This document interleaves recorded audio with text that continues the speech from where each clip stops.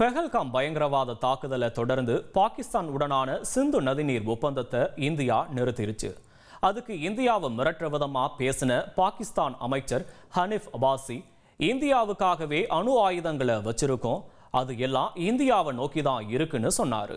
இதோட தொடர்ச்சியா பெஹல்காம் பயங்கரவாத தாக்குதலுக்கு பழி தீர்க்க ஆபரேஷன் சிந்தூரை கையில எடுத்த மத்திய அரசு பாகிஸ்தான்ல பயங்கரவாத முகாம்களை தகர்த்துச்சு. பாகிஸ்தான் அத்துமீற அந்த நாட்டோட விமானப்படை தளங்களை தாக்குதல் நடத்துச்சு இந்திய விமானப்படை. இதுல பாகிஸ்தானோட நூர்கான், சர்கோதா விமானப்படை தளங்கள்ல இந்தியா நடத்தின தாக்குதல் கவனம் பெற்றுச்சு.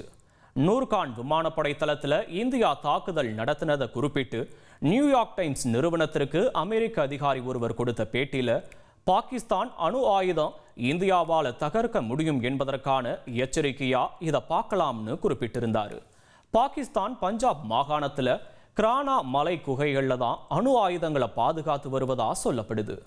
அங்க தாக்குதல் நடத்தப்பட்டுச்சா அப்படின்ற கேள்விக்கு, கிரானா மலைகள்ல சில அணு ஆயுத நிறுவல்கள் இருக்குன்னு எங்க கிட்ட சொன்னதுக்கு நன்றின்னு ஏர் மார்ஷல் ஏ.கே. பாரதி அங்க எந்த தாக்குதலையும் நடத்தலன்னு சொன்னாரு.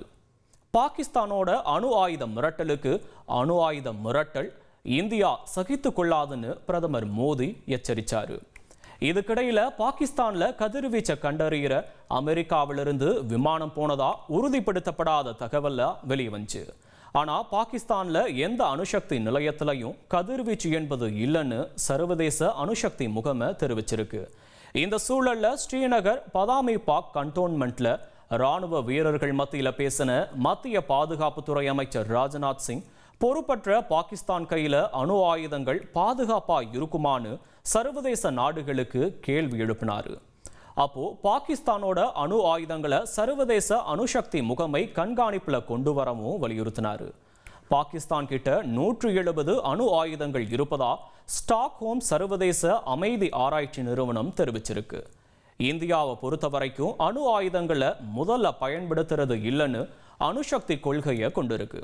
ஆனா பாகிஸ்தான் கிட்ட அணு ஆயுத பயன்பாட்டில் எழுத்துப்பூர்வமா தெளிவான அணுசக்தி கொள்கை எதுவுமே இல்லை.